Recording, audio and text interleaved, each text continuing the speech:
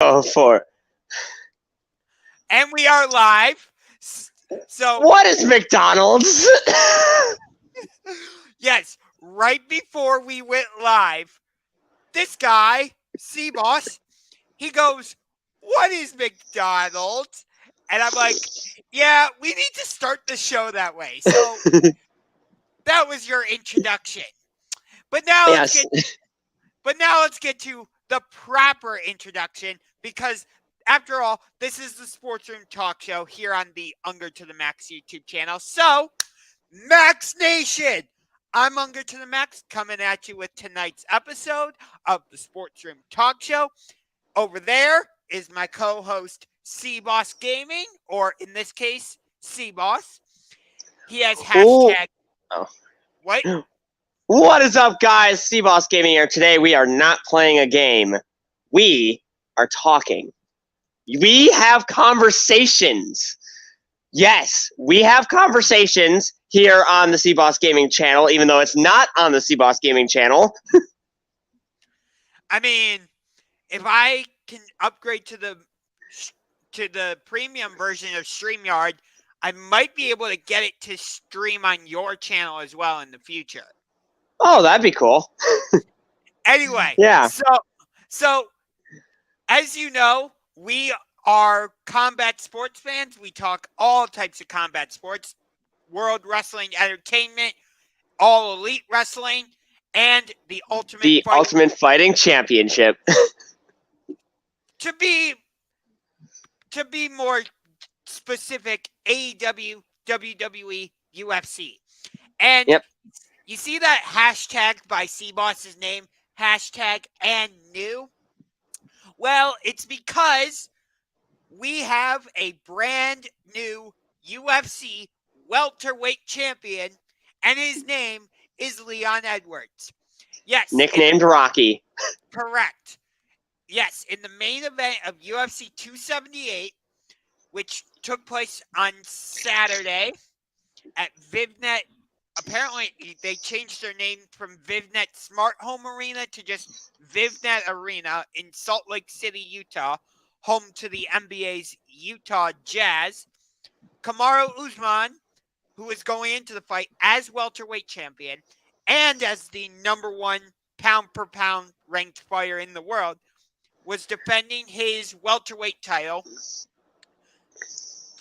He was looking to defend his welterweight title, I should say, for the sixth time, I believe it was.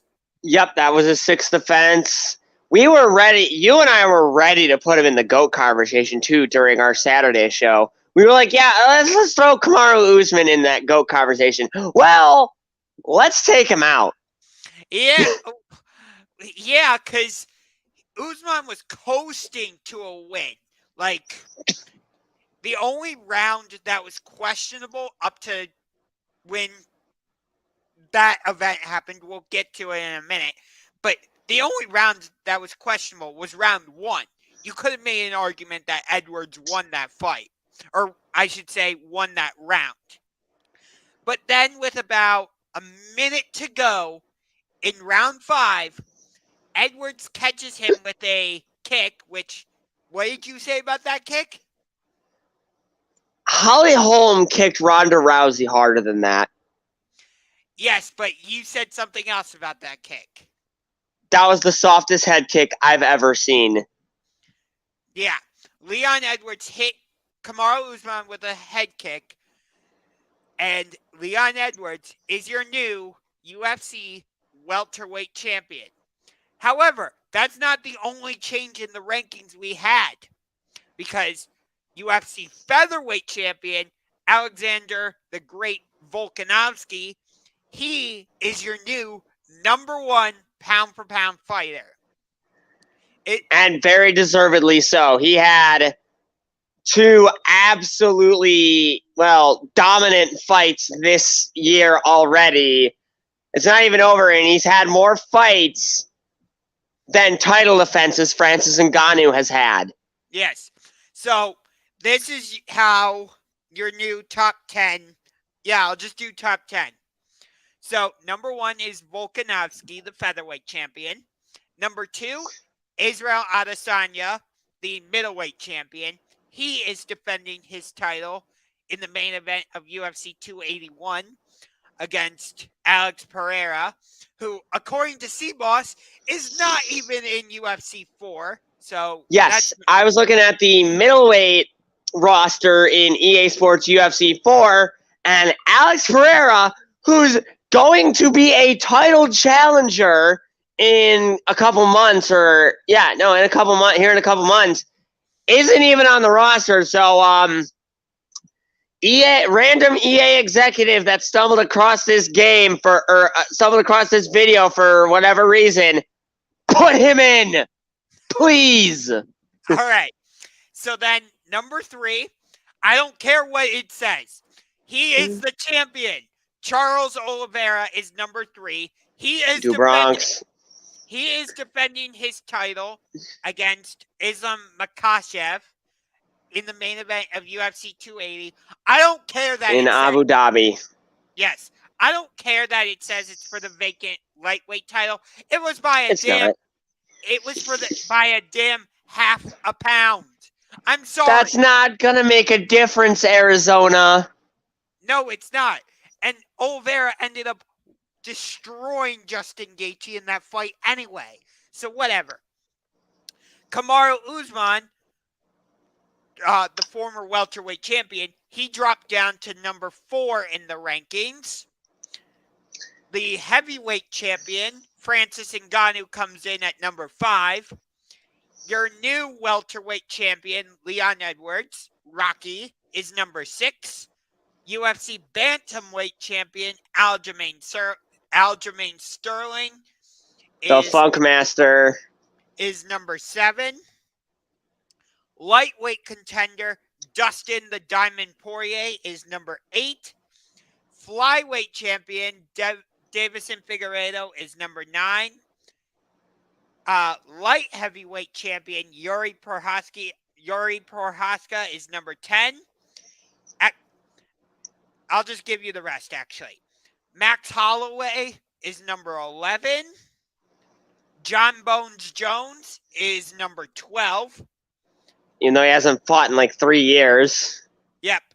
Stipe Miocic is number 13. Oh, wow. He dropped that far. The former bantamweight champion, Petr Yan, he comes in at number 14. Yep. Number 15 is the man Yuri Prohaska dethroned in the main event of UFC 275, I believe it was. Glover Teixeira. Sounds about right. Yep. The guy Israel Adesanya took the title from, Robert Whittaker, he comes in at there's like 3 guys at number 15. Glover Teixeira, Robert Whittaker, and the interim flyweight champion, Brandon Moreno. All right. So that's your pound for pound list. Anything really stand out to you? Why is Usman still higher than Edwards, even though Edwards just took the title from him? I think it's because Usman was number 1, so they didn't want to drop him down too far in the rankings. Yeah. Do you think Edwards coming in at number 6 is too high, too low, just right? Too low. He should be at least at like 4 or 5. Okay. And he is a champion after all, and there are so many champions that are so low on this list. Yeah. Yuri Prohaska, he came in at number 10. Davison Figueiredo isn't even in the top 10, is he? Figueiredo's number 9. Wow. Yep. No, wait. Then where's Aljamain at? Is he 8 or 7? 7. 7, okay. So all the champions are in the top 10. Yeah, except the interim flyweight champion, Brandon. Well, yeah. But that's not really a champion. That's a whole other thing. Yes. I can't wait for that title unification bout, but we first have another one to discuss, don't we? We sure do. That's why my hashtag is title versus title, because I don't even know. I can't even believe I actually get to say this. But tomorrow night on the campus of Cleveland State University at the Wolstein Center, home to Cleveland State Vikings basketball, both men's and women's, as well as the NBA G League's Cleveland Charge affiliate. Charge up. Charge up. Affiliate of the Cleveland Cavaliers. It will be AEW Dynamite. We are just count them, 2 weeks away from AEW's next big pay-per-view, All Out. And I thought this match was for sure going to headline that pay-per-view. Oh, this should have been a lock for the pay-per-view. Yeah, once the champion made his return at Quake by the Lake, and we had champion staring at interim champion and interim champion staring at champion, it should have been All Out, done. But no, the situation became so combustible and so volatile at last week's Dynamite in Charleston that they're doing the title unification bout tomorrow night. What? Yeah. Oh, what champions are we talking about? Just the world champion, CM Punk, Cult of Personality. A.k.a. Phil Davis and a failed UFC experiment. Yes, I was at his UFC debut against Mickey Gall at UFC 201. Which was in Cleveland. Yes, it was in Cleveland. And CM Punk will be taking on the interim champion, home state hero, because he's not from Cleveland, he's from Cincinnati. Wild thing. I'm gonna do this, say his name like how the ring announcer does it. At least I'm gonna try. So bear with me. John Moxley. How did I do? Yeah, pretty good. Okay. All right, whatever. I'll take it with a grain of salt. But yes, we are getting the AEW World Championship unification match. CM Punk versus John Moxley. It's gonna be insanity. There will be blood. Oh, yeah. Simon Miller, if you are watching this video, first of all, thank you for posting ups and downs today. I know you were a little bit late because you were flying back from the UK. Or flying back to the UK, I should say. So, shout out to you. But it was funny. When he was doing the ups and downs video for Quake by the Lake, he's like, if you challenge John Moxley to a first blood match, you're guaranteed to win. Because Moxley seems to bleed first in every single match. That is true. I mean, Chris Jericho would certainly help with that by ripping his earring out. Yes. And actually, in that match, we talked about this last week.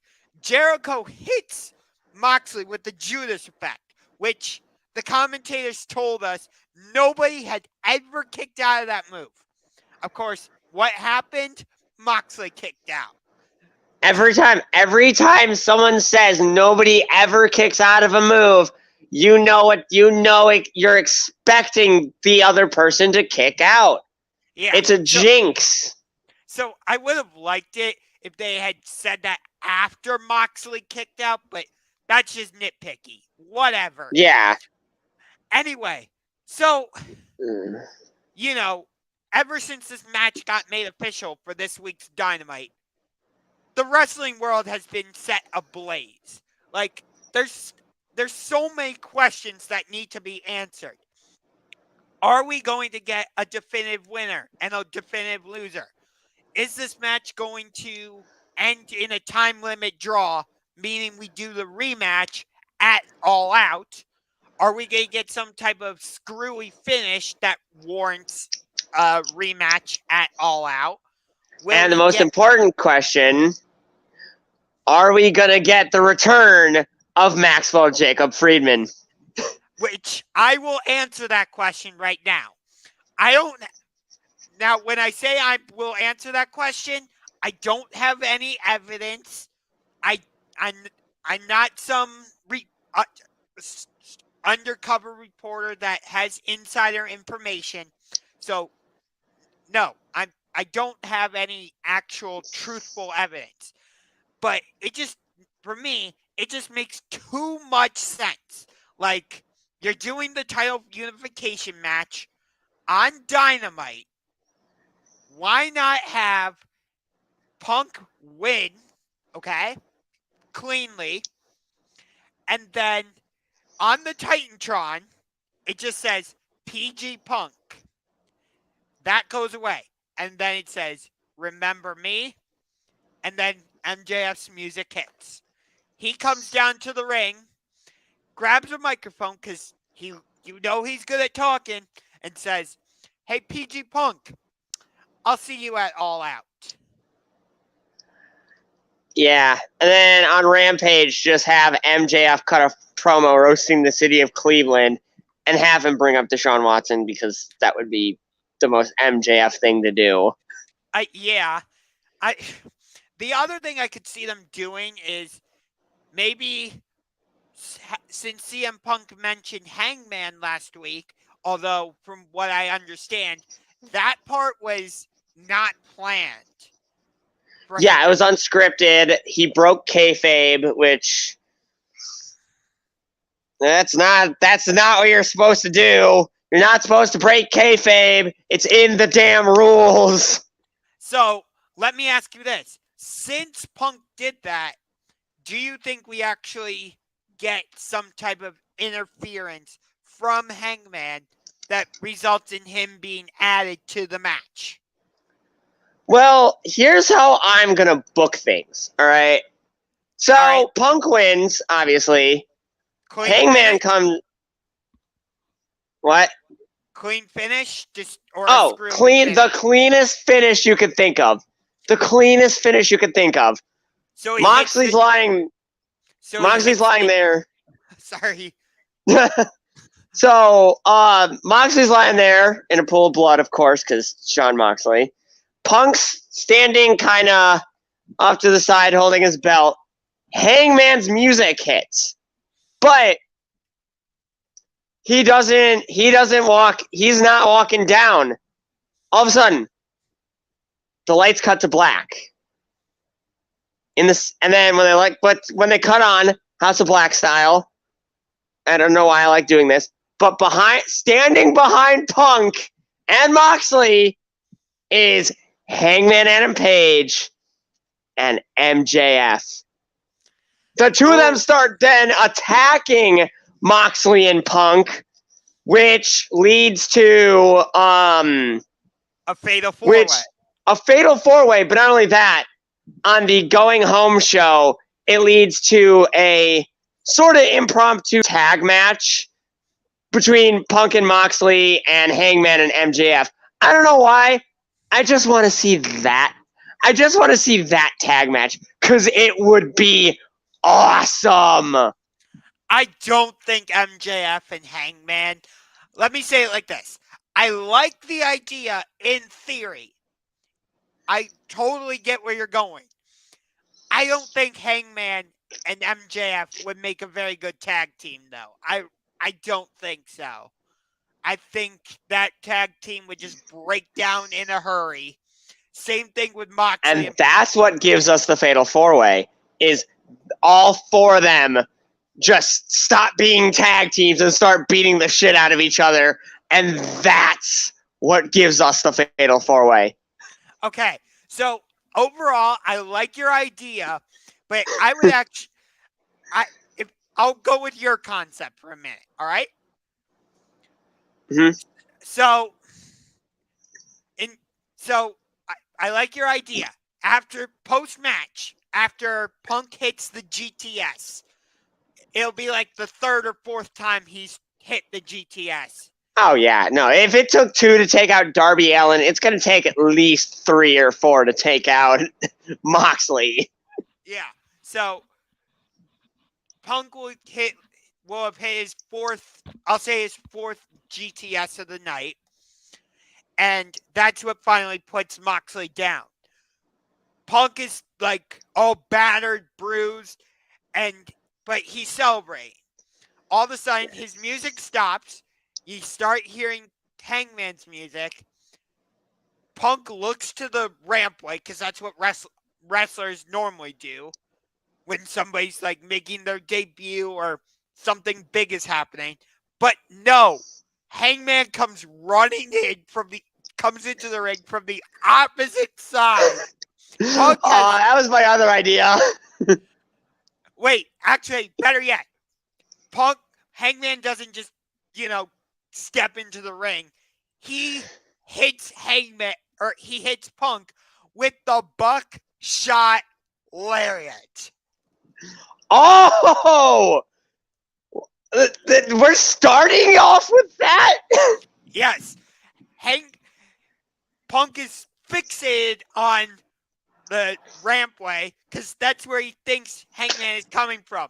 But on the opposite side, Hangman's already on the ring apron, and he hits the buckshot lariat. Ooh, I like that.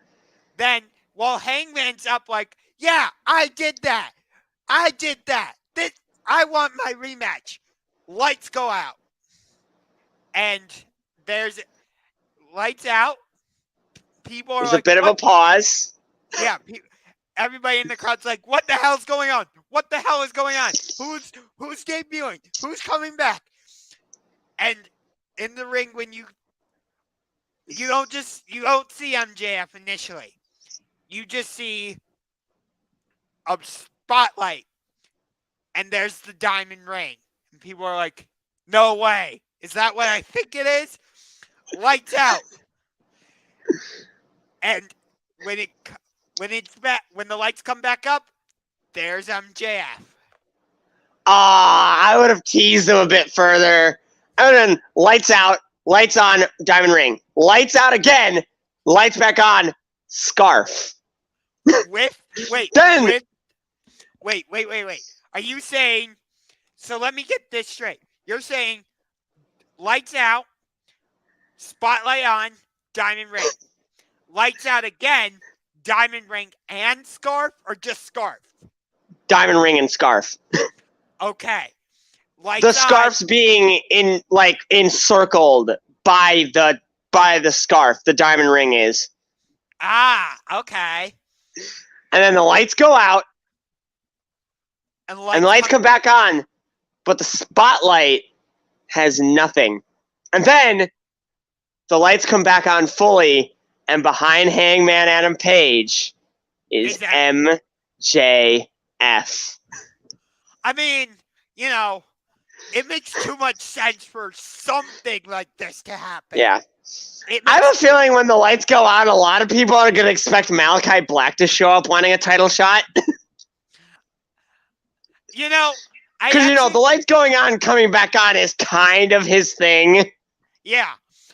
But, oh my God, this match between Moxley and Hangman, or I almost said Moxley and Hangman. It's a shame we didn't get that. That would be a good match, actually. Oh my God. Oh, give me that. Good Lord. But, no, getting back to the actual title unification match, I think I'm going to be absolutely speechless after this match. You and me both are probably going to be like this afterwards. Oh, yeah. No. We're not going to be able to even, cheer or scream. We're going to be losing. We're going to lose our voices tomorrow night. Oh, yeah. Which, if that's true, how the heck are we going to do the sports genres on Thursday? we'll think of something, because I'm going to have to go to work the next morning, too. We'll figure it out. But Yep. I think you and I will both be having to pick our jaws up off the floor. Oh, yeah, no. I'm going to be honest with you. I don't know how I'm going to do that. If by chance you and me are sitting next to each other tomorrow night, I don't think either of us will have our hearing on Thursday. No, we will not. No, we will not. We will go deaf. Completely deaf. Although we'll have to take a 1-day course on ASL. Although I will have my earplugs. I mean, I'm probably going to end up bringing my headphones just in case. Yeah. It's really annoying. Like, my favorite female wrestler, Dr. Britt Baker, DMD. She has a match tomorrow night against Kylan King. And I want to watch her intro, but because of extra shenanigans, unfortunately, I cannot. I'm not going to get into the extra shenanigans. And it does not involve Jamie Hayter or Rebel. Correct, but those extra shenanigans are my business. Not fun. Yeah, they're my business. If I choose not to share, I'm choosing not to share it. Maybe I've done a video about it already. That's all I'm going to say. But I think it's pretty obvious Britt's going to win that match. And yes. I think this is going to be another match where we get some post-match stuff. Because right now, at the pay-per-view, we're scheduled to get Thunder Rosa, your girl, and the current AEW Women's Champion, who actually won the belt from Britt in a steel cage match. It was a great match. It was. She's scheduled to take on Toni Storm. This would be the second pay-per-view that we've seen that match, because they did that match at the Forbidden Door pay-per-view in Chicago, which, by the way, I know we had said we were going to do our Forbidden Door special tonight. We are postponing that. Due to time constraints. Correct. We are postponing that until Friday. So be on the lookout. Be on the lookout for that. But on the positive end, by postponing it till Friday, it gives us time to finalize the matches we want, the order. Add people, subtract people. I know you said you have 24 matches. I might add. Well, I'm gonna add a couple more. I just gotta figure out who I want to add on the WWE end that I already haven't added. Yeah. Because, like I said, I barely know the WWE roster because I don't watch WWE as much. Right. See, I was able to put in a couple guys who have gotten called up from NXT, which is like WWE's like farm system, if you will. Yeah. I think I have a couple matches lined up because someone I had never heard of apparently got a match last night on SmackDown. Well, it's someone I had heard of before, but I didn't know I forgot they were in it. And it was Damian Priest. Never heard of him before. Daniel Unger says, what are the biggest matches coming up in the fall? As far as UFC? Yeah. Oh, God. Well, we've talked a bit about what's coming up at 280, 281, but we may have some news on UFC 282. That is correct. because John Bones Jones tweeted out over the weekend UFC 282. And it has been rumored for a while that him and Stipe Miocic, Cleveland's first champion of 2016. Let me just rant about this for a minute. I get it. It is, when it comes down to it, it is two people in the octagon. So if you want to call it an individual sport, fine. But check this out. At the end of each round, the fighter goes back to their respective corner, and not only are they getting water from their trainers and whatnot, but they also have striking coaches giving them information, wrestling coaches, Muay Thai coaches, jiu-jitsu coaches, all different coaches. So in that sense, you could say UFC is an individual sport. So, or you could say it's a team sport. Correct. That's what I meant to say. Thank you for correcting me. It's the same thing with NASCAR. Yes, all the glory and all that goes to the drivers, but if you know anything about motorsports, you know that a race is won in the pits, and what is in the pits? A pit crew. It's about maybe 5 or 6 guys. You know, you got your tire changer, your fueler, your jack guy, your crew chief, your spotter, there's whole teams of engineers.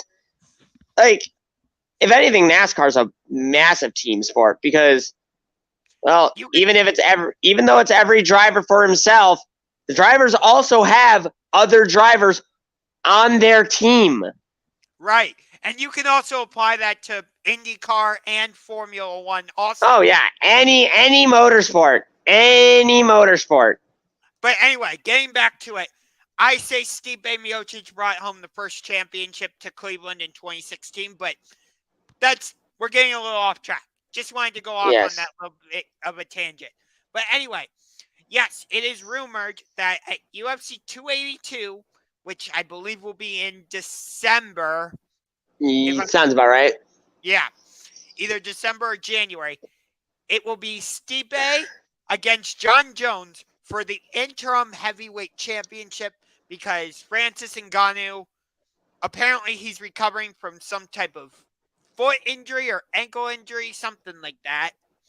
But either way, he seems to refuse to defend his heavyweight title. And in the co-main event, again, nothing is confirmed, but supposedly the co-main event is going to be Yuri Prochazka defending his light heavyweight title for the first time against the man he took the title from, Glover Teixeira. Again, none of this is confirmed. I'm not some underground expert that knows information. This is all just pure speculation. Yes, that is correct. I don't know why they're giving Glover the immediate rematch when they didn't give Jan Blachowicz the immediate rematch again. Well, Jan Blachowicz didn't want the immediate rematch, but I think if Yuri Prochazka walks away the champion, his next fight will be against Jan Blachowicz. He's the only guy that makes sense at light heavyweight. You're 100% correct. You're 100% right. And as for UFC 281, we've talked about this a little bit. The main event will be for the UFC middleweight championship as Israel Adesanya defends against Alex Pereira. Did we get the co-main event announced for UFC 281? I don't think we did, but I do remember seeing a Dustin Poirier tweet about it, about eyeing 281 in a supposed bout against Michael Chandler. Which is weird, because didn't Michael Chandler, after his last fight, didn't he call out Conor McGregor? Everyone calls out Conor. That is everyone. true. I mean, Volkanovski has called out Conor McGregor, 3 times now? And the Irish Boogeyman still hasn't appeared. Oh, actually, we did get the co-main event confirmed for UFC 281. It will be for the strawweight champion when Carla Esparza defends her title for the first time against Zhang Weili. Ooh, that's going to be an interesting one. Oh. If Zhang wins, theoretically, since Rose beat her twice, could she technically challenge for the belt? That's a hard question to answer because she hasn't lost. She hasn't lost, but Zhang also, they're not the record is straight up 2-0 Rose. Correct. So I hear what you're saying, and I think you make a valid argument, but I don't think that you could give a valid reason as to making a trilogy fight.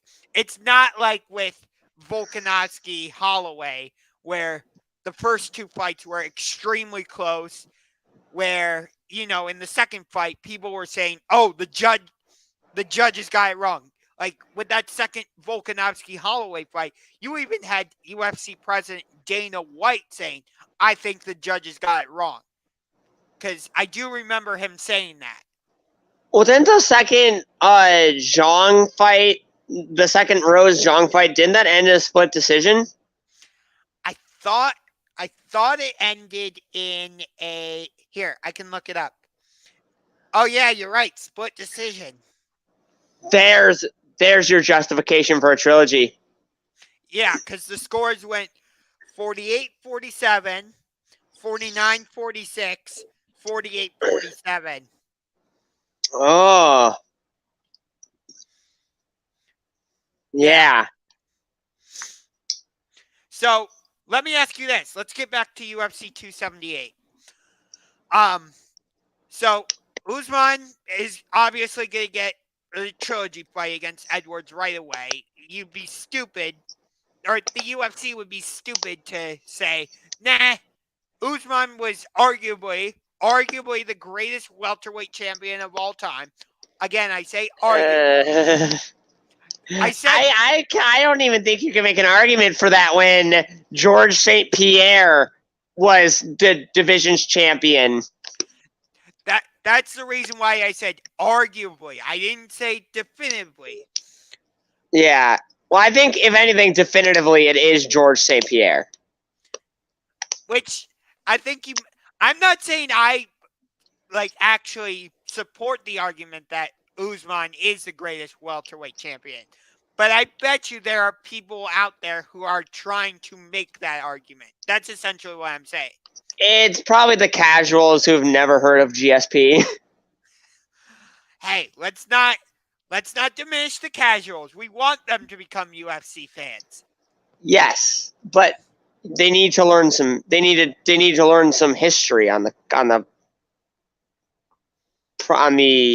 promotion.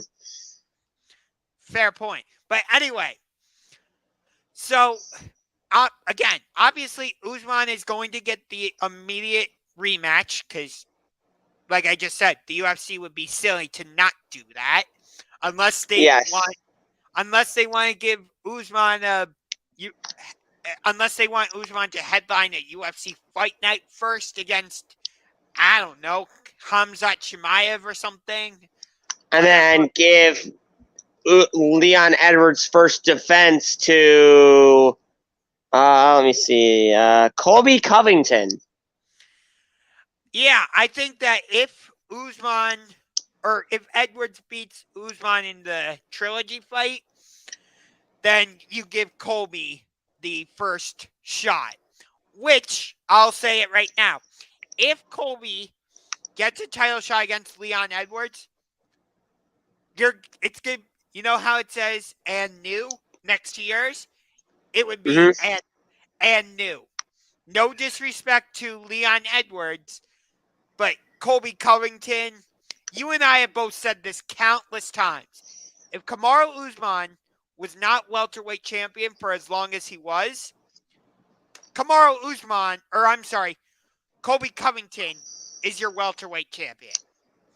It's the same thing. If Colby Covington got a shot at Tyron Woodley before Usman did, well, there's your welterweight champion. Yeah. So let me ask you this with Colby. Because since Covington lost both fights against Usman, Colby's most likely not getting a trilogy fight against Kamaru. Most likely Well, not. if Kamaru's champion. I say if Colby's champion, well, yeah, give him the fight. Give them the trilogy. Because those first two fights between Kamaru Usman and Colby Covington were some of the greatest fights I have ever seen in my entire life in my entire time as a UFC fan. I just think that if we get a third, more fireworks will happen. I broke your face. I broke your face. You're dead, Kamaru Usman. You're dead. I mean, Colby Covington is the UFC equivalent of MJF. I was going to say the UFC equivalent of Kurt Angle. Old Kurt Angle, back when he was a heel. Yeah, I mean... And not an old guy. Colby does come out to Kurt Angle's "You Suck" song, so I get that. Yeah. But with the way Colby talks in press conferences, I view him as the UFC equivalent of MJF. Yeah, he's just a heel for heel's sake. I mean, he had that whole, Trump thing to get on Tyron Woodley's nerves. And it kind of did the whole Trump thing as well to get under the skin of Kamaru Usman in their first Although fight. the thing that really got under the skin of Kamaru Usman was, of course, talking about Glenn Robinson, who had recently passed away and was Usman's former manager. Yes. By the way, we want to pay tribute to Kobe Bryant because today is Kobe's birthday. And also, tomorrow is August 24th, 8/24. Those were his two numbers. Yep. So, happy birthday, Kobe. And rest in peace. Yep. Gone way too soon. So. Oh, yeah. Way too soon. Just wanted to put that in there. We'd be remiss if we didn't. But anyway, so getting back to Colby, let's say he doesn't get a title shot against Leon Edwards. Hypothetically, okay? Realistically, he probably will be the first one. But just go with me. Do you think there's a chance he could move up to middleweight and possibly try and climb through the rankings to face Adesanya? I wouldn't mind that, but looking at lightweight or middleweight's heaviest hitters, I'm not sure. Well, Colby can stand against a few of them. Someone said that he couldn't stand against Marvin Vettori. Marvin Vettori is not that strong. He's kind of weak. Marvin Vettori can be beaten. Yeah, speaking of Marvin Vettori, he's actually facing Robert Whittaker in the co-main event of UFC Fight Night Paris on Saturday. Oh, well, that'd be cool. Yeah, the main Wait, event. if they're the co-main, then what's the main? Cyril Gane against Tai Tuivasa. Oh, I might have to watch that. Wait, I might be at Cedar Point with Matt. Oh, I'm surprised that I do want to watch that though. I'm surprised the winner of that fight isn't scheduled to get a title shot against Ngannou. Well, because they're probably doing the whole Stipe John Jones thing. That is true. But and plus, after that first fight, Cyril Gane and Ngannou, does anyone want to see those two fight ever again? Good point.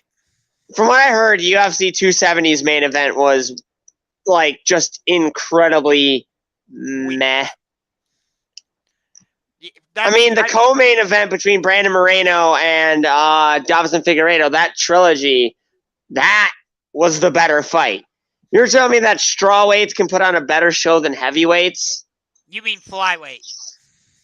Flyweights, yes, thank you. Yes.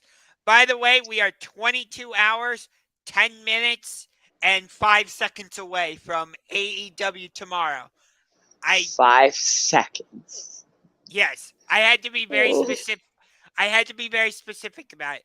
All right, now we're 22 hours, 9 minutes, and 50 seconds. Oh my gosh. Yes, I have to be very specific. I'm sorry. I mean, you don't, but I like the sentiment. Question mark. Who the heck says question mark? I do. That's why you're Chris. That's why. No, I'm Chris because my mom named me that in 1999 when I was adopted. Oh, lordy, Lord. Welcome to the Sports Room Talk Show, where not only do we talk UFC and hockey, which we will get to in a minute, but also I would like to talk some NASCAR too. This past Sunday was the Watkins Glen race, the Go Bowling. I don't remember how many miles it is at the Glen. Kyle Larson won. Chase Elliott, though, didn't walk away empty-handed, as he is the 2022 NASCAR Cup Series regular season champion. Meaning he is the first seed entering the playoffs. Oh, so he didn't actually win the championship. No, he's still got to make his way to Phoenix. Gotcha. So it's like when the Miami Heat clinched the number 1 seed in the Eastern Conference playoffs. Yes. The best security he gets is as long as he runs well, he doesn't have to win until the round of 8. Gotcha. Okay, so or as long as he doesn't lose that, as long as he doesn't drop lower than 4th in the standings, he doesn't have to win all the way until the championship 4. So Daniel Unger has a question. How do you guys like NASCAR running on road courses versus ovals and tri-ovals? Well, I've never had a problem with NASCAR on road courses. I've been watching NASCAR my whole life, and some of the best races I've seen have come on Watkins Glen and Sonoma. What other courses? Road America was pretty good this year, but next year, that's getting replaced by the first ever street course in NASCAR history, which will be in Chicago. I don't know when. Okay.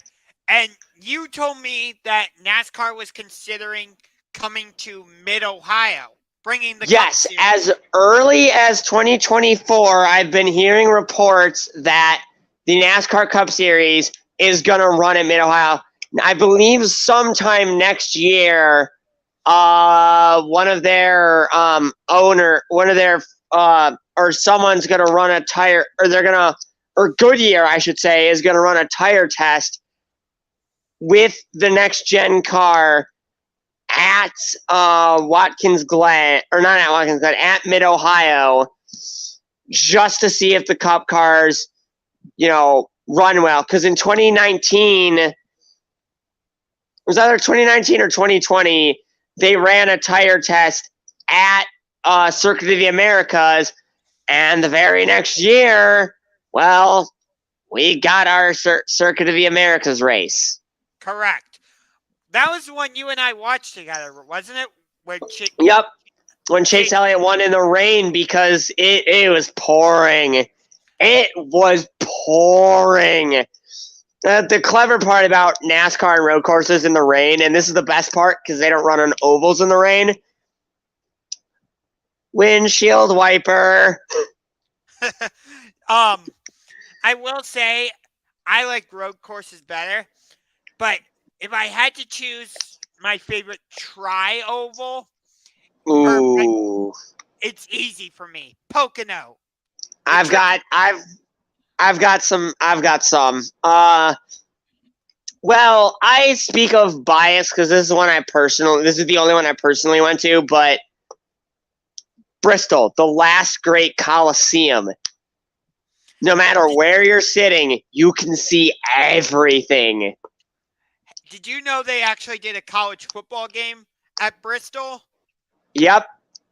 They've also done several college games at Talladega because located on track, or I want to say in the infield of Talladega, is a sportsplex where Alabama does, the University of Alabama does stuff. Roll Tide. They actually Roll Tide right off a cliff. Yeah. Go away, Alabama. Go away, Alabama. Go away, Alabama. Forget the Crimson Tide. Nobody likes you. I forgot you're an Auburn fan, but I love it. I'm not even necessarily. Go Dogs! Actually, I'm not an Auburn fan, so I don't know where you got that information from. I could have sworn you said your team in the SEC was Auburn. Oh, the Gators. It's great to be a Florida Gator. Said it's great to be a Florida. The U, baby. The U. But hey, you know who my favorite team overall in college football is. We are Penn State. That's right. Yeah, he's a huge fan of Baylor, by the way. Hey. Actually, I don't hate Baylor. I don't like them either. Right. His favorite team's actually USC. Oh, you mean one of the team that's joining the Big Ten in 2024? I think so. Yes. I'm trying to think of a college football team that you actively despise in the Pac-12. What team do I dislike in the Pac-12? I don't really have any because the Pac-12 is just kind of meh. Oregon. I don't like the Oregon Ducks. Hey, we got a question. Yes, sir. Chase Elliott, 2018. I got this from my dad back in 2018. But yes, I am a huge NASCAR fan. I have a lot of NASCAR merchandise, shirts, jackets. This is the only NASCAR hat I have. But yeah, I wear a lot of NASCAR stuff. By the way, that is our boy Dalton. Yep. He is one of the biggest UFC fans I have ever met. The three of us actually are in a Discord server, which yours truly created. It is called the Combat Sports Fans ! Server. Okay, I can't criticize you for saying question mark earlier because I just did it myself. So, but yes, in that Discord server, we talk UFC, we talk AEW, we talk WWE. We do talk other sports, and there is an NFL chat. So yeah. Hey, speaking of other sports, let's get to a little bit of hockey because we got some big news to talk about. Yes. February, I believe the date, if I remember correctly, is February 18th. It's either the 13th or the 18th. I'll double check. But in the meantime, we actually have a question or a comment. There's a movie out soon about the Tony Stewart thing when he accidentally killed the driver on the dirt track. Any thoughts? I actually watched the race where that happened. All I gotta say is continued well wishes to that driver's family. I was never a Tony Stewart fan, and him actually killing someone on track kind of really solidified it, even though my dad was a Tony Stewart fan. I guess I played in the rivalry and became a Jeff Gordon fan just to spite my dad. Okay. But he did kill it. He did kill that driver, and continued well wishes to that driver's family. But if they are making a movie about it, I would be interested in watching it, only because I know the story behind it. I was watching when it happened. I know exactly what happened, and I remember hearing about the aftermath. It took him till 2017 to settle out of court. This event happened in 2014. Gotcha. 2013 or 2014, I don't remember. I just looked it up, and I was right. It is February 18th that... yes, February 18th. At First Energy Stadium. Everybody know, when people think of the Ohio State-Michigan rivalry, what sport do they automatically think of? War, because it originally came from the War of Toledo, which Ohio won. Okay, but what sport do people think of? Like, yes, football. yes, everybody. Whenever somebody says Ohio State, Michigan, they automatically think of football. Like, and every Thanksgiving Saturday, either at Michigan Stadium, aka the Big House in Ann Arbor, Michigan, or Ohio Stadium in Columbus, Ohio, aka the Horseshoe, Maize and Blue meets Scarlet and Gray. Families and friends are gathering together. They order pizza and or wings. They buy chips. They buy sodas. They get all sorts of Ohio State, Michigan decorations, and they have a big party because it's Ohio State, Michigan. It's the game. Do I need to say any more? OHIO! We are Penn State. But they're not even involved! I don't care. I wanted to throw it in anyway. Deal with it. Oh, right, because Michigan doesn't have a chant. Well, do they? Oh, yeah, they do. Wait, they do?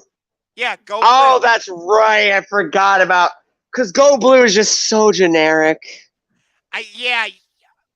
I mean, you could say Kentucky could use Go Blue. Duke. UCLA could use Go Blue. Yes, but everybody they even have the whole blue and gold motif that Michigan uses. Yes, although according to Michigan, it's maize and blue. Anyway, yes. so Michigan... Oh, yeah, because Michigan's about corn. Yes. So Michigan ended their 8-game losing streak against Ohio State last season as they defeated the Buckeyes in the I almost said in the Horseshoe. No, in the Big House, 42-27, if I remember correctly. So it would have been 9 if Michigan didn't chicken out in 2020. Yeah, whatever. But I know it said a COVID outbreak, but they still had enough help. But the report said that they still had enough healthy players to play a game. Come on. They just didn't want to get their ass whooped for a 9th consecutive time. Hey, I'm not part of this rivalry, so I'm not getting into it. Oh, yes, you are. I caught you rooting for Michigan last year. Dude, you and me weren't even together for Ohio State against Michigan. I know, but you were telling me you were rooting for Michigan. Only because my sister went to Michigan. Your dad went... Didn't your dad go to Ohio State, though? He did. Why wouldn't you root for your Pops team? That's what I would do. That's not the way I operate, fool. What am I going to do with you? More importantly, what am I going to do with you? But Well, you're not going to be able to choke slam me. oh, and you could do that to me? No, but I can hit you with a swanton bomb. Anyway, we're getting way off track, but we always yes. That's what happens. That's what happens when we're friends. I love this response. He just goes, "Yeah, Chris." Oh, good God. Anyway, getting back to our overall point, we now, yes, as they like to say on TV, we now return to our regularly scheduled program. On February 18th at First Energy Stadium, it will be Michigan against Ohio State. Not in a football game. They're taking the rivalry to the ice. As they're taking the rivalry to the rink. Correct. It's going to be First Energy's first ever hockey game. If I think I read that somewhere. When Michigan takes on Ohio State. This is not the first time Michigan and Ohio State have played a hockey game up here in Cleveland. They did it back in, I want to say it was 2017 at Progressive Field. Oh, well, that makes a lot of sense. Progressive Field is a baseball field. Correct, where the Cleveland Guardians play.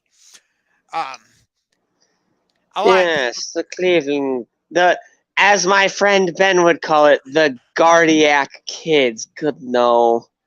No, doesn't even. I hate it. I don't like it. What do the Guardians give you a heart attack when watching them play? Occasionally.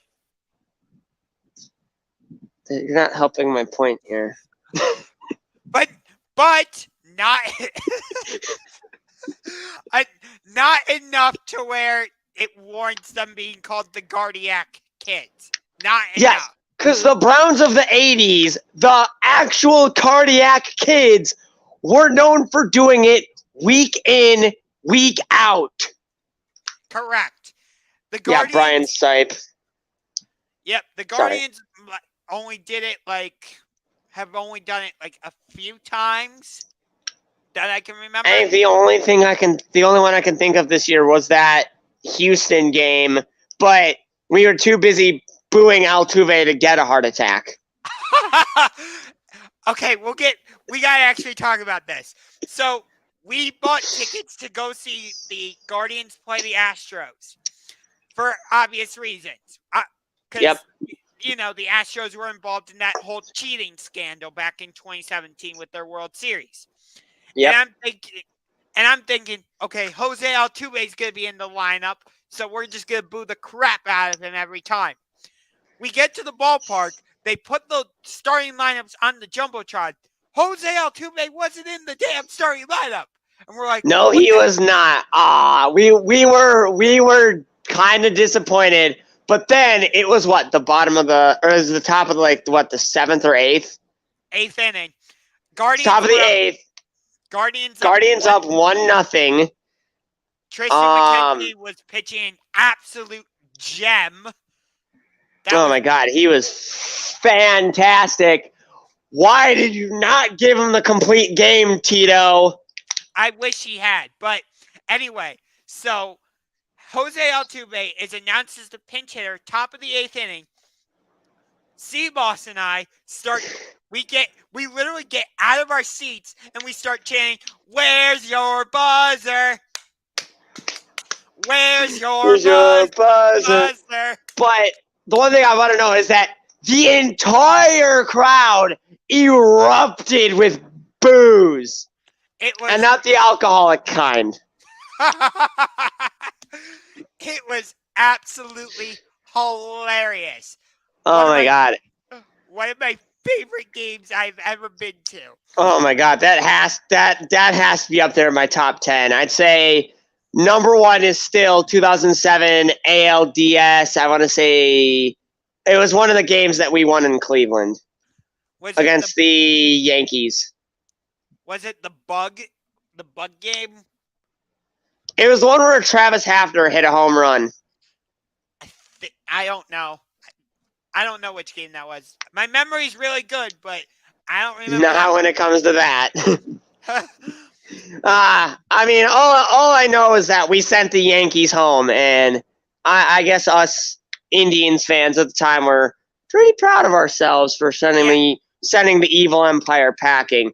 And then we ran into a brick wall. Its name is the Red Sox. It's actually funny that you called the Yankees the evil empire, because we were coming back from the Browns preseason game on Sunday against Philadelphia. We're walking back to the car. You remember this? Yep, I do. I see like an Eagles fan wearing a Super Bowl champions t-shirt because the Eagles won Super Bowl 52, 41-33, which, by the way, my score prediction was off by 2 for each side because I said 43-31. But anyway, I actually turned to him and I said, "Thank you for beating the Patriots in Super Bowl 52."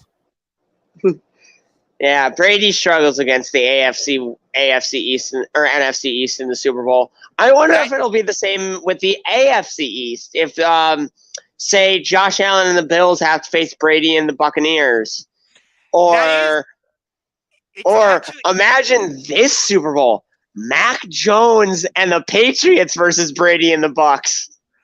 Well, we thought. Well, who do you root for? Both teams are unlikable. Do you root for Belichick or Brady? It's a lose-lose. I love it. No, seriously, who would you root for in that situation? Ooh, Patriots or Bucks? I have to choose one? Yes, you have to choose one. I'm going Patriot. No. Hardest choice in the world. I hate you so much right now.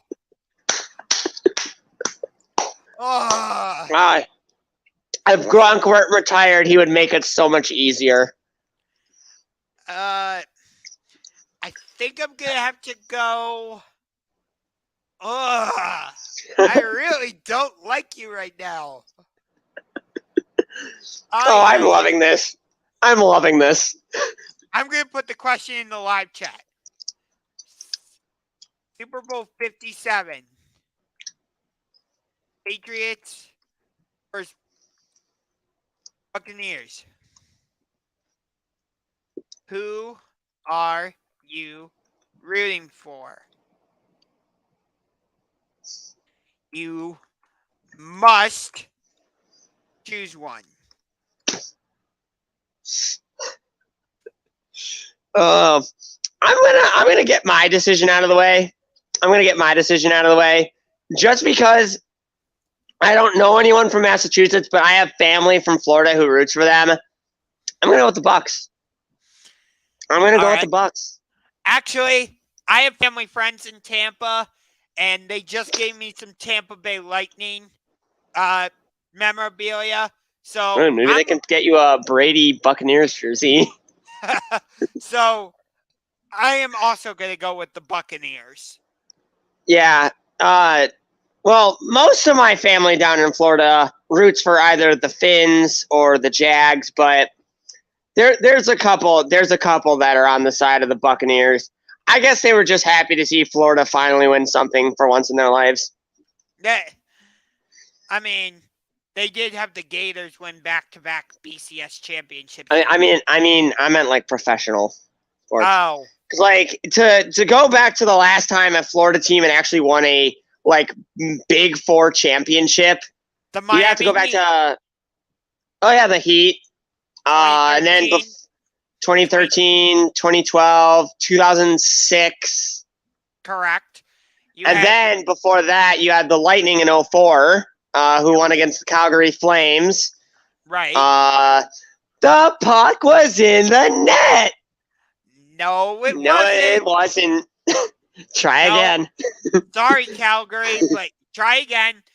Although, with the way the Flames are going about this offseason, I don't see them going back to the Stanley Cup final for a while. But actually, they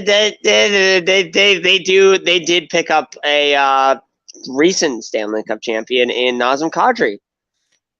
that is true. I mean, he's no Johnny. What's his name? Johnny Hockey. No. What's the last name? Oh, Johnny Gaudreau. Yeah, he's no Johnny Gaudreau, but he's certainly up there. And they did pick up, I want to say it was Huberdeau from Florida. Yes, in the Matthew Tkachuk trade. Well, good riddance. Matthew Tkachuk is just not good. Matthew Tkachuk is not good at all. Like, Brady Tkachuk is so much better. I think you're partially saying that because you're an Ottawa Senators fan, but no, I've seen them two play head to head. Brady outclasses Matthew 9-10 or 9-1 or 10-1 or whatever. I get what you're saying. Actually, speaking of the Ottawa Senators, I think they could. I don't know if they're going to make the Stanley Cup playoffs this year. I know you think they can. They're definitely a dark horse.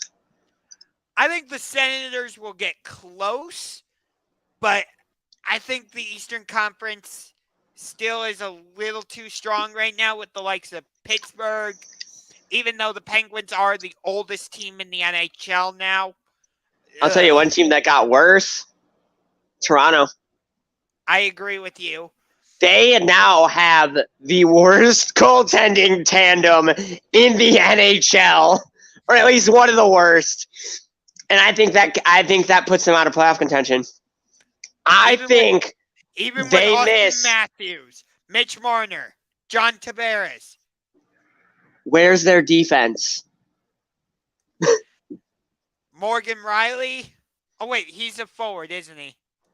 Yep, I think so. They have no defense. They have no goaltending. You can't make the playoffs on offense alone. I know Colorado had a solid defense last year. I'll give them that. But I feel like they had the best defenseman in the league last year in Cale Makar. That's true. And he did win Conn Smythe. He won the Norris, Conn Smith, and the Hobie Baker. Okay, I get it. But I feel like even with that, Colorado with McKinnon, I get it. He didn't have the greatest Stanley Cup playoff run. But McKinnon, Burakovsky, Landeskog, Rantanen, their forward core was great, but don't diss their defense like that, man. They had easily a top 10 defense in the league. No, I'm not dissing Colorado's defense by any means. I totally respect what they did, and they were a huge contribution. But I feel like their forwards were made just a little bit of a bigger contribution. Well, yes. I mean, I understand that, but at the same time, they still had that defense that brought them to the playoffs. Toronto doesn't have that. Toronto doesn't have the depth scoring that Colorado has. They don't have they just have nothing that Colorado had, and I think in the end that's going to hurt Toronto a lot. Yeah. And Mitch Marner and John Tavares aren't that good anyway, so. Which, by no means are we comparing Colorado and Toronto. Oh, yeah, no. You brought up something, and I was like, yeah, but Toronto doesn't have any of that. Right, because you brought up, you can't win with offense only, and I was just saying, Colorado's offense was fantastic.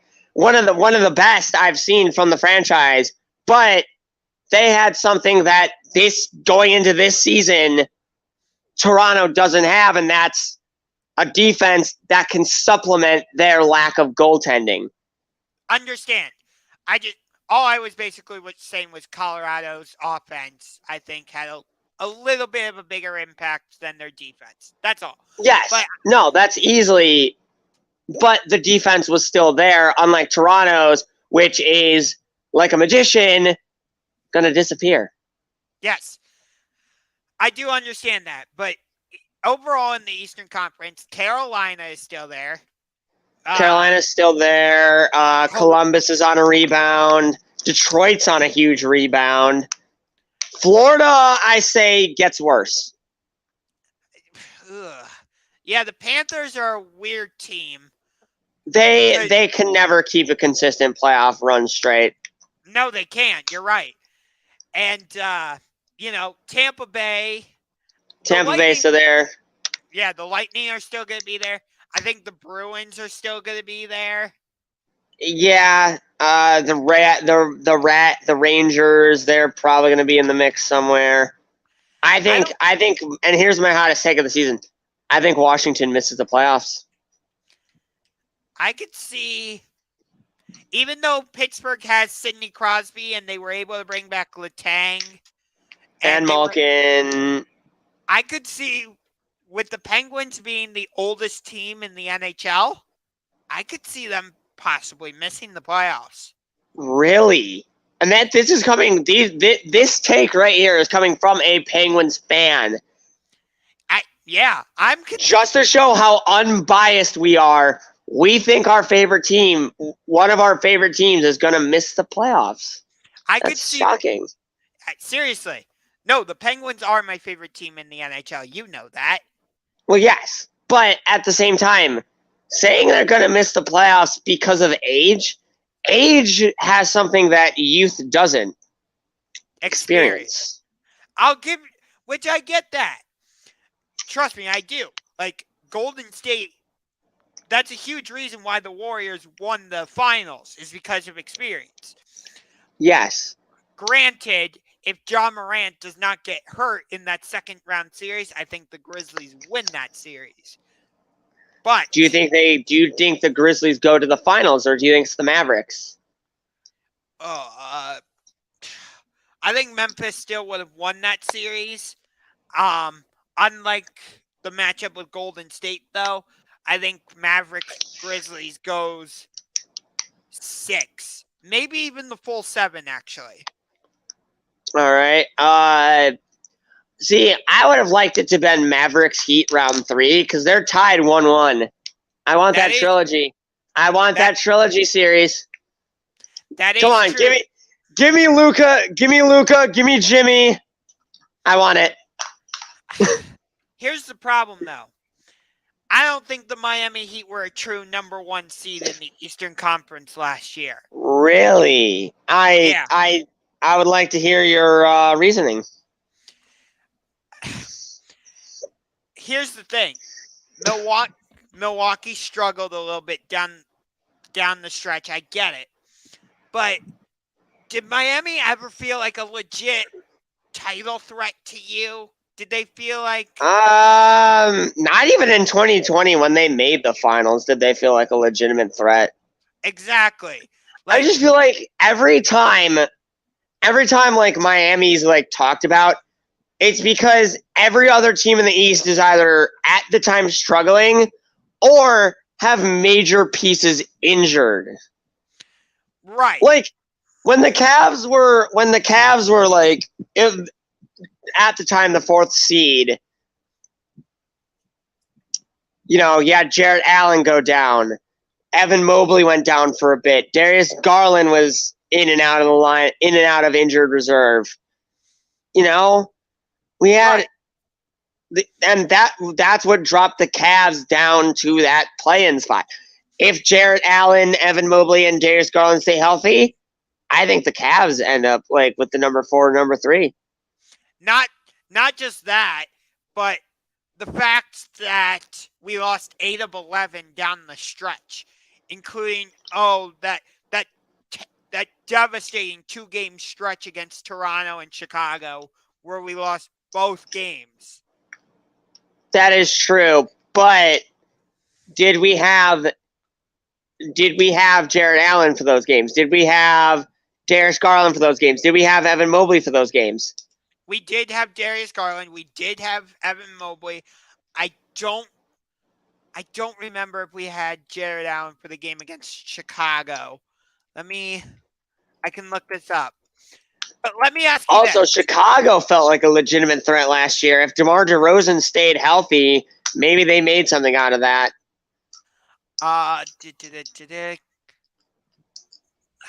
It was March 12th.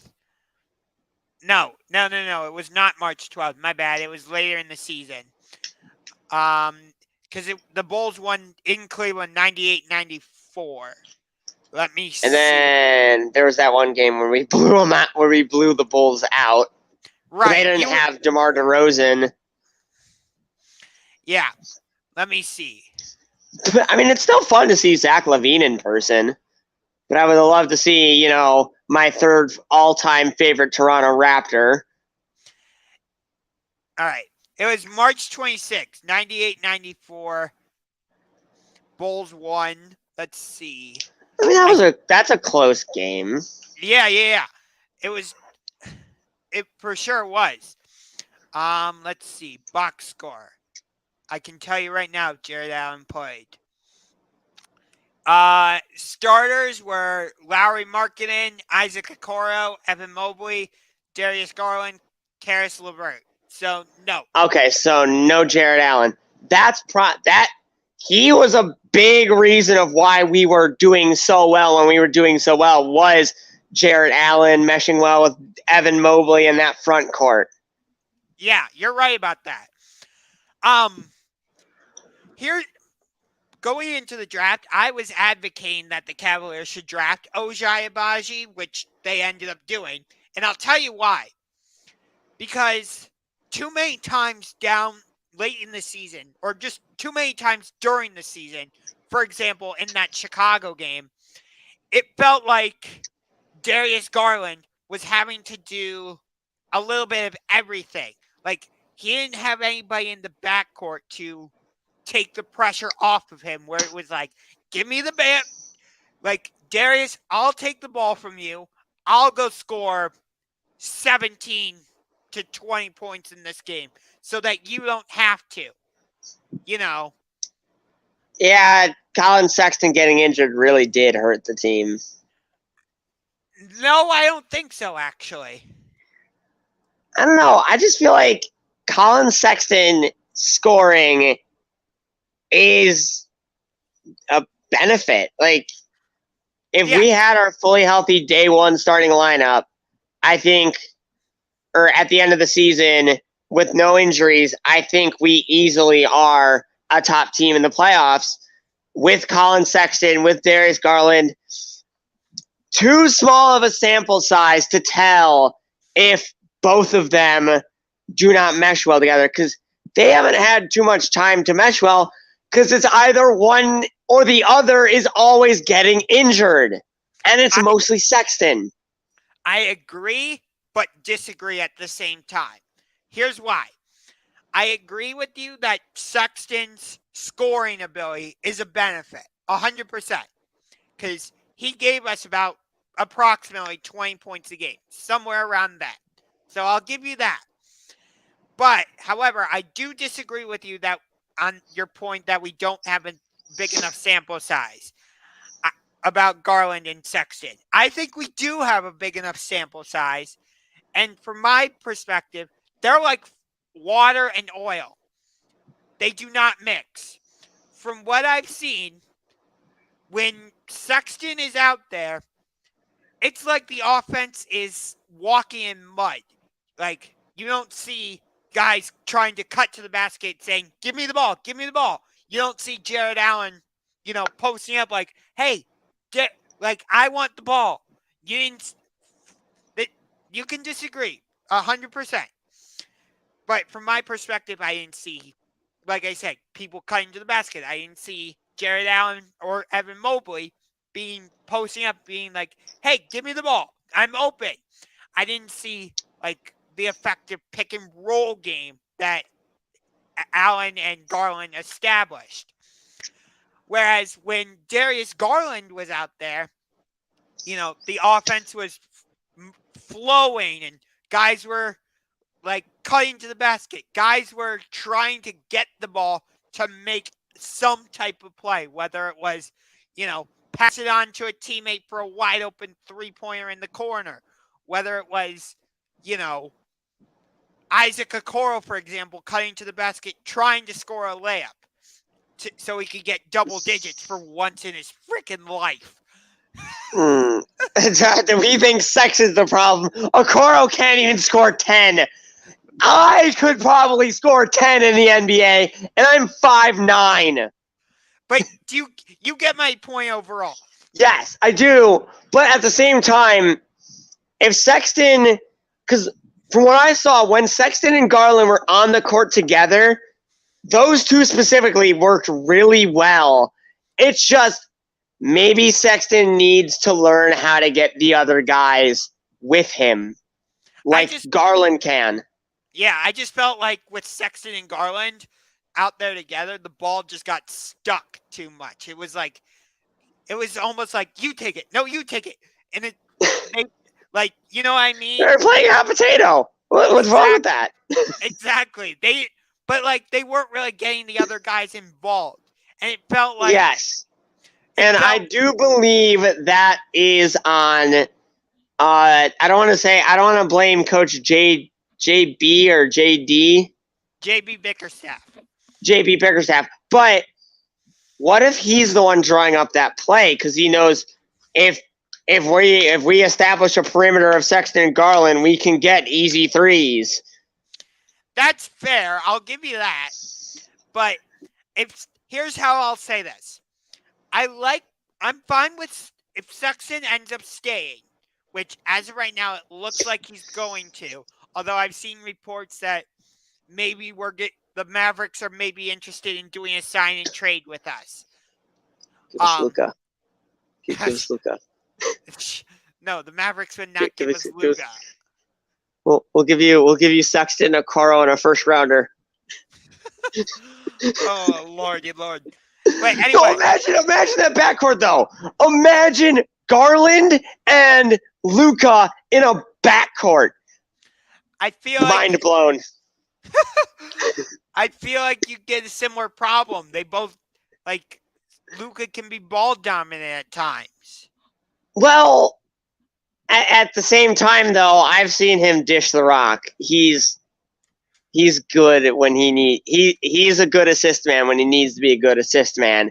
And that's not what we're looking for. But if we can establish a perimeter of those two, have maybe, and I know you're going to hate me for this, have Markkanen, Mobley, and Allen have the inside, establish that perimeter, get the guys on the inside that need to be on the inside, well, there's your offense. What are you drinking? I'll take my payment now, Mr. Gilbert. I just ran your entire offense. Sir, I know you're drinking Sprite, but is there something in that Sprite by chance? No. Not at all. No, why would you think that? Because the way you're talking right now, it sounds like there might be something in that Sprite. I only said the Lauri Markkanen part to piss you off because I know you don't like him in the starting lineup. No, I don't like Lauri Markkanen in the starting lineup. Why are you starting a 6'11" guy at the small forward position? That don't make sense. It's like we want to do everything the Sacramento Kings do, but better. Look, I can't make it. It no fit. That's because you're putting the squares into the circle box. It's like this. Lauri Markkanen, starting lineup. It clicks. No, it's like this. Lauri Markkanen, starting lineup. Miss. He does well when he's in the starting lineup. Hey, at least we're not starting Taco Fall at the small forward position. Hey, shout out to Chirk Berserk from So What's the Catch. He was obsessed with Taco Fall. Why? I have no freaking idea. Neither do I. Let's see. Who else could we start at the small forward to piss Josh off? Kevin Love. What is this? Although it still would make more sense, but at the same time, he's a power forward, not a forward. And on the topic of Kevin Love, Cavs. Why do we even have him anymore? I mean, we've established we already have like 7 better power forwards than him. We don't need Kevin Love anymore. Why? What? Is he only around so that we can get women in the stadium? Dude. I mean, he arguably is a good-looking guy, but we could do so much better than Kevin Love. I feel like I need to have my parents drive me over to your apartment right now and make sure you're not like that Sprite isn't disguised as like crazy juice right now. I feel because you're right now you're in crazy world. You are in crazy world. We could all I just don't think the Cavs need Kevin Love anymore. He's overpaid. He rides the bench. And, I mean, he's good at rebounding. So is Evan Mobley. So is Lauri Markkanen. So is Jarrett Allen. Seriously, show me that Sprite bottle because I think there's something in it. It's a can of Sprite. It's just a regular old can of Sprite. Wait, I see something in fine print. Don't let Chris drink. It contains crazy juice. Wait, but what about this one I had earlier at dinner? Wait. Contains crazy syrup. Don't let Chris drink. I think I'm fine to drive home, even though I'm already home. It's fine. I'm fine, officer. I swear to drunk, I'm not God.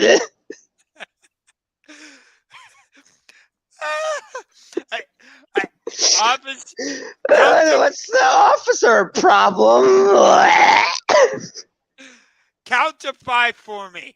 1, 7, 6, 86, 94, 10, 11 again. Sir, I think you are drunk. No, I'm just tired and I've been drinking a little too much booze. Don't worry. For those of you, don't worry, we're not actually drunk. This was just a bit. This is what happens when the two of us get together. You get shenanigans. It's all shenanigans. It's all for kayfabe, though. Yes, we are YouTubers. We are trying to build our audience. We're trying to entertain the masses that watch our videos but are not subscribed. I see you out there. Why? Click that subscribe button. It's free. The subscribe button is free. Yes. Also, click that notification bell. Wait, that's not how we say it. Yes. We gotta hit that subscribe, or we gotta hit that notification bell for the 1, 2, 3 pinfall. I screwed that so badly. Yes, you did. Oh my god. You screwed that up.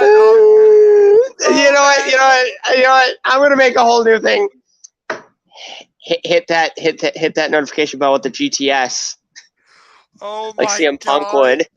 Oh my god. What? Do you want me to powerbomb Symphony it like Wardlow? Hey, that's not a bad idea. That's not a bad idea. Punch it in the face with the diamond ring like MJF. Well, we're from Cleveland. Oh, Well, then give it the skull-crushing finale like The Miz. That's his signature? Oh, wait, no, that's his finisher. Yeah. Wait, what's Dolph's finisher? Oh, jeez. I guess I would say the Famouser? Well, why don't we just hit it with the Panama Sunrise like Adam Cole? Oh, yeah. Wait, do you remember at All Out? Britt Baker hits the Panama Sunrise. Well, the Pittsburgh Sunrise, Yeah, as Taz, or as Excalibur called it. Yeah. Actually, I don't know who called it that. The Pittsburgh Sunrise. And it's like, oh, that's a nice tease. It was not. You haven't even I haven't even shown you that part of the pay-per-view, but yeah, it was not going to be a tease. Well, it was going to be a tease for Adam Cole making his arrival. Wait, as a little teaser. Adam Cole, baby. Yeah, I was so confused when people were already singing Ruby Soho's theme, but because in WWE she went by the name Ruby Riott and had an entirely different motif. Destination. Ruby. Oh. That's such a good. Hey, speaking of which, last year at All Out, we got the Casino Battle Royale, where you have to throw your opponent over the top rope. Basically, it's a Royal Rumble. Correct. All right. All right. I think we're going to wrap things up for the night. Yeah. Yeah. It's already 10:45. We've been going for about an hour and a half. We need to save our energy. So stay tuned for Friday. We are going to be going over AEW versus WWE pay-per-views. 24 matches each, 2 nights. And one rule I wanted to add, and I know I sent you this, but I don't know if you saw it or not, but if a belt crosses promotions, like say someone from AEW wins a WWE belt, you have to explain who they will defend it on and on what show. All right. I like it. Yeah. I think that would do a bit of world building. All right. I will agree to that rule. So, look, stay tuned for that show on Friday. I'm probably not going to post any footage from AEW tomorrow night because I don't want to get in trouble with AEW. Because that's the last thing we want. Exactly. I want to be on good terms with All Elite Wrestling. So, yeah. Probably not going to get any footage from Dynamite tomorrow night, but we'll do a recap. Probably. And especially not Rampage, because that's all spoilers. Correct. We're not. When we talk about Dynamite on Friday, we're not going to say anything about Rampage, because you guys will see it that night. But until next time. 10 at night. Correct. That is Seaboss. I'm UngarToTheMax. This has been Step It Up on the Sports Room Talk Show on the UngarToTheMax YouTube channel. If you haven't done so, punch that subscribe button like a UFC fighter and give that notification bell the skull-crushing finale like The Miz. We will see you next time. And go subscribe to my channel, Seaboss Gaming, where I'm trying to think of a clever thing to say that I just did. Oh, yeah! I'm going for gold on the ballistic knife. Oh, nice. I'll leave you with that ominous ending. All right.